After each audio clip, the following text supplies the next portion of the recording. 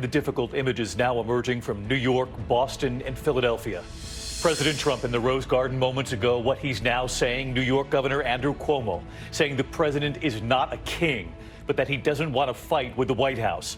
And the alarming new numbers just in tonight, late today, thousands of previously uncounted deaths now added in, pushing the death toll to difficult new highs in New York. The horror inside nursing homes tonight, National Guard members going in covered in protective gear. 25% of deaths in New York, nearly 45% in Massachusetts, half of all deaths in Philadelphia, in nursing homes and senior centers. Tonight, Louisiana reporting its deadliest day, and new outbreaks in states where governors had resisted stay-at-home orders. Tonight, in our series of reports, what's next for America? Will there be a second wave of the virus? New reporting on the largest antibody test in the country now underway in Michigan tonight, a state hit hard by this virus. As emergency workers get blood tests in California, too, checking for antibodies there. And the head of the CDC now insisting antibody tests need to be in place before any potential second wave of the virus. Tonight, new and alarming headlines, the virus possibly striking some patients twice. Is it a new infection or a reactivation? The long lines growing longer tonight from California to Arizona, Florida to Washington, D.C. And real questions after some farmers are forced to destroy their crops, dump milk, unable to deliver to those in need. So we asked tonight, is there a way to get some of that food to those who need it and to help the farmers too? Overseas tonight, what they're seeing as they try to reopen their economies. What does it tell us about what to expect here? And tonight, ABC News inside those wet markets in Wuhan, China. The U.S. and the world remain very concerned about this. And former President Barack Obama endorsing Joe Biden. What he said today about his former vice president. This is ABC World News Tonight with David Muir. Good evening, and it's great to have you with us here on this Tuesday night. And as we come on the air tonight, the president making global headlines at this hour, saying he has instructed his administration to halt U.S. funding for the World Health Organization in the middle of this global fight against the virus. The president then applauding his own move in late January to halt most travel coming in from China. This as the president, of course, is under growing scrutiny himself about what his administration knew and when and whether crucial weeks were lost. All of this tonight as we hit a new high in the U.S. as the number of cases approaches 600,000. More than 25,000 people have died. And late today, New York City now adding more than 3,700 deaths to the toll, thousands who died in nursing homes or at home, who were not tested, but who they now believe died from this virus. And even though there appears to be a flattening of the curve in New York, that curve has, of course, flattened at a painfully high level. 778 people dying in just the past 24 hours. Tonight, hospitalizations, ICU patients, and intubations are all down. The governor saying, quote, "We think we are at the apex," but of course urging caution, again signaling the social distancing is working here. In other parts of the country tonight, waiting for the peak and the growing recognition of the toll inside nursing homes. 45 seniors in just one facility in Richmond, Virginia. And in Massachusetts tonight, where the governor said to brace for a very difficult week, the National Guard, you can see right there, now going inside senior centers, nursing homes to help with testing. In fact, nearly 45% of the state's deaths from the virus were residents of these homes. And we continue to ask about what's next in this country. We do have news tonight on antibody tests, the new and major trial underway this evening. California's Governor Gavin Newsom today suggesting what California could look like in the weeks and months to come, what restaurants could look like, in fact. So we will get to it all again tonight and again carefully, and we begin with ABC's Tom Llamas right here in New York. In head-to-toe protective gear, members of the National Guard on the hunt for an invisible killer. This is no lab. It's a nursing home in Massachusetts. The Guard there to test residents. And tonight, it's growing increasingly clear these facilities are the new epicenter of the crisis. Nursing homes have been an increasing issue because that is the vulnerable population in the vulnerable place. Tonight, ABC News learning 25% of COVID-19 deaths in New York State were in nursing homes and adult care facilities. In Massachusetts, it's nearly 45%. And in Philadelphia, a staggering 50%. In New Jersey, we've seen first responders evacuating residents. And in just one facility in Richmond, Virginia, the Canterbury Nursing Home, 45 people have died, 3 in the past 24 hours. all of them from the coronavirus. We were barely able to give basic care for our patients at the beginning because of the staffing shortages. As these clusters emerge, we are seeing the virus sweep across the country. Louisiana reporting its deadliest day yet as the toll in that state rises above 1,000. Every one of these numbers is a person.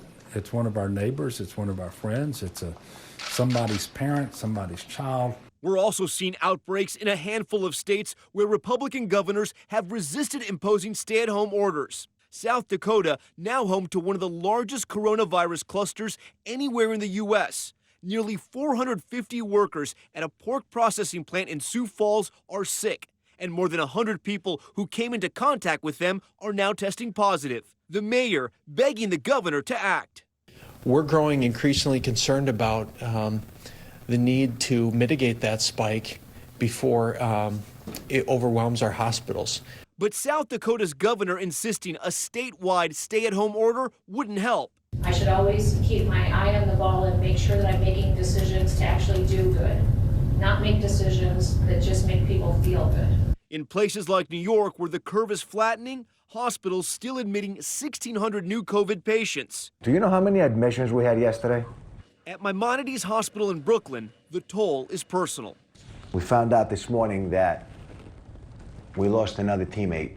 President Trump is hoping to reopen parts of the economy on May 1st. But from Dr. Anthony Fauci today, a note of caution. I think if we are assuming that 2 weeks from now, that all the curves are going to be down, I think that's a bit overly optimistic. Governors now fighting two battles, one to flatten the curve, the other to plan for the day they can reopen their states. In California, Governor Gavin Newsom envisioning what life might look like when that happens. You may be having dinner with a waiter wearing gloves, maybe a face mask, dinner where the menu is disposable. Governors on the East and West Coast banding together to strategize.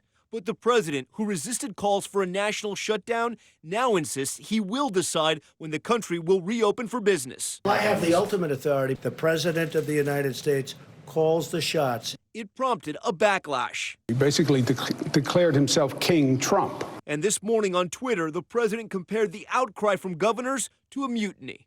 The president is clearly spoiling for a fight on this issue. I put my hand out in total partnership and cooperation with the president. If he wants a fight, he's not going to get it from me. And so let's get to Tom Llamas. He's live outside Lenox Health Hospital in Manhattan tonight. And Tom, I do want to get back to the news I reported at the top there. President Trump speaking moments ago, saying the U.S. is now cutting off funding to the World Health Organization. Of course, this comes right in the middle of the global fight against this pandemic. That's right, David, and he just made this statement, so I want to read his comments to our viewers. He says the U.S. will halt funding while they conduct a review to assess the WHO's role in severely mismanaging and covering up the spread of coronavirus. The president says the WHO opposed travel restrictions from China and other nations. Now, David, they initially did, but this new move comes as the president himself is being criticized for not acting fast enough, for not implementing certain restrictions like social distancing earlier than he did. David? And as I said, this making world headlines at this hour. Tom Llamas leading us off. Thank you. We continue to ask every night, what's next for America? Will there be a second wave of the virus? And tonight, the race to ramp up testing for antibodies to see if we've had exposure to the virus, not knowing if perhaps we have any immunity. The major new trial underway tonight in a state hard hit, Michigan. Here's Matt Gutman. Tonight, amid fears of a second wave of the virus, the nation's largest antibody test. 38,000 employees at Beaumont Health Center in Michigan started screening to see who has COVID antibodies and could be immune. The CDC director saying these tests need to be in place ahead of the next spike. Emergency workers getting them in California. Everyone's concerned that we get over the apex of the curve. They're worried about a spike again downstream. And now emerging a case of the virus possibly striking twice. Okbunli became infected in March. She had mild symptoms and was believed to have made a full recovery, testing negative about a week ago. But on Monday, she died from COVID-19. In 1918, the Spanish flu first struck in March. It then subsided, its second wave far more deadly than the first.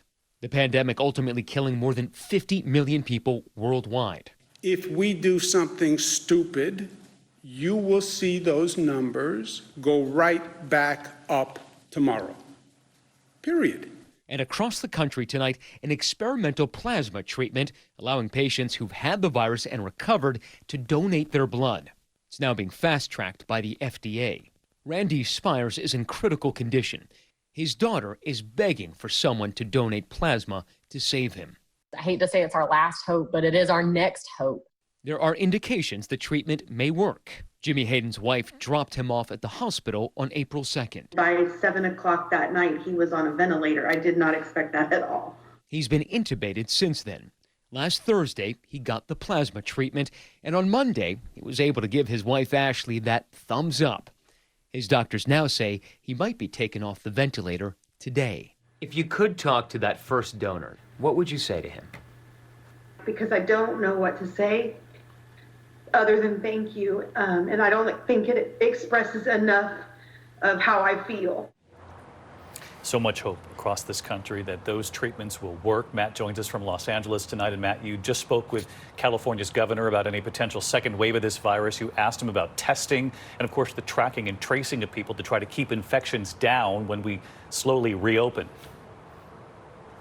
That is going to be one of the most important things he told me, David. Now, in the past, when the virus just broke out, he said it was the health department that tracked and traced people around the state. For instance, those thousands of people who got off those coronavirus-afflicted cruise ships. Now he hopes technology can do the job.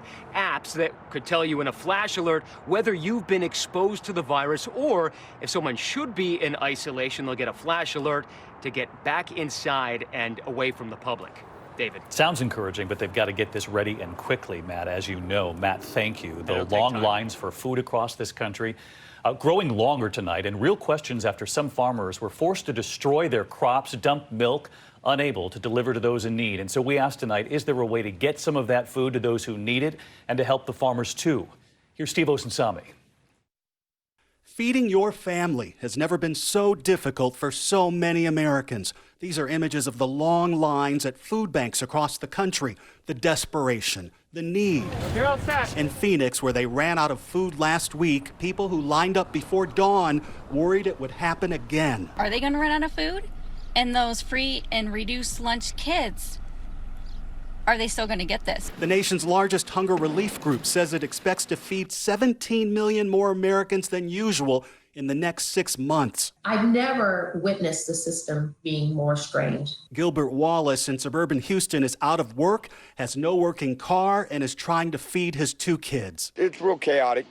I'm not going to lie, it's chaotic. It really is. This is America, so there's plenty of food. But because more and more supply chains are shutting down, food is literally dying on the vine. This dairy farm near Cleveland is now forced to pour milk down the drain. Never seen anything or did anything like this. This tomato farmer outside Tampa can only watch as 10 million pounds of tomatoes rot in his fields. This is a time where we as Americans need to band together. The stimulus checks from the federal government should help. Opal Foster in suburban D.C. was laid off from a printing company 3 weeks ago. She has a son with special needs and says she needs the money now. I have not received any unemployment yet.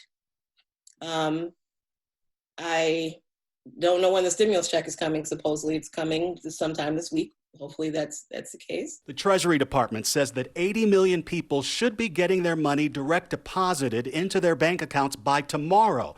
But people waiting for checks in the mail could need to wait a month. The government has set up this website to track your stimulus money, and it should be live tomorrow too. There's more from that tomato farmer we've heard from. He's donating 1 million pounds of his ripe tomatoes to food banks across the state of Florida. We're learning of efforts to connect food banks with food growers to help prevent this kind of waste, and we plan to keep on that and share their successes. David? I know you'll stay on it, Steve. So important to get to the food to the people who need it. Thank you. Overseas tonight, some countries slowly reopening. So what are they seeing? And is it a predictor of what could happen here? And tonight, ABC News inside those wet markets in Wuhan, China, of course, still of great concern here in the U.S. Here's ABC's Maggie Rulli from London tonight.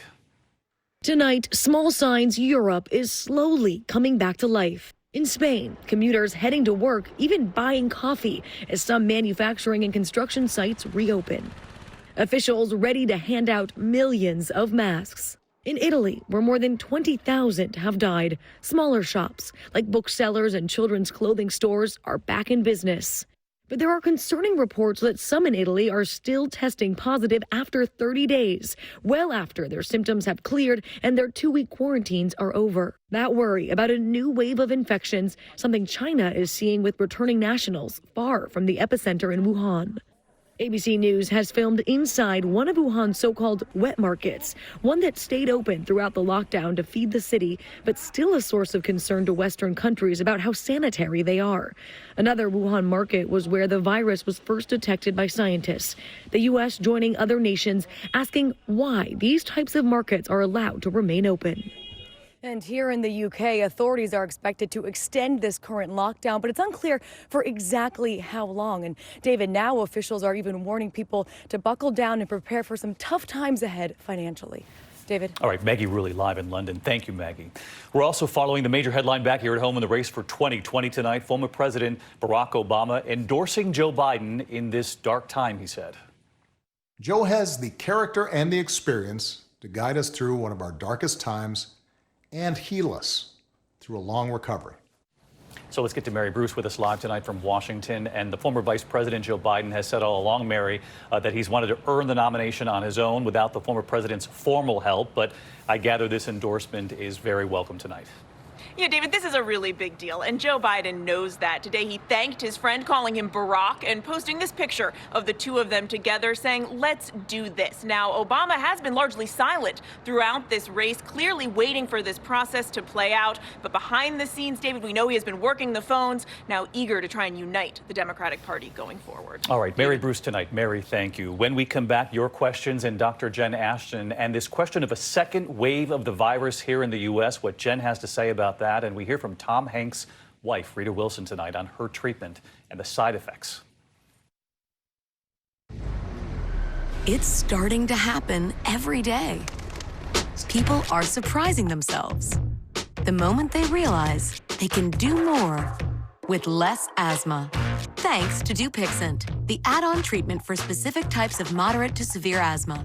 Dupixent isn't for sudden breathing problems. It can improve lung function for better breathing in as little as 2 weeks and help prevent severe asthma attacks. It's not a steroid, but can help reduce or eliminate oral steroids. Don't use if allergic to Dupixent. Serious allergic reactions can occur.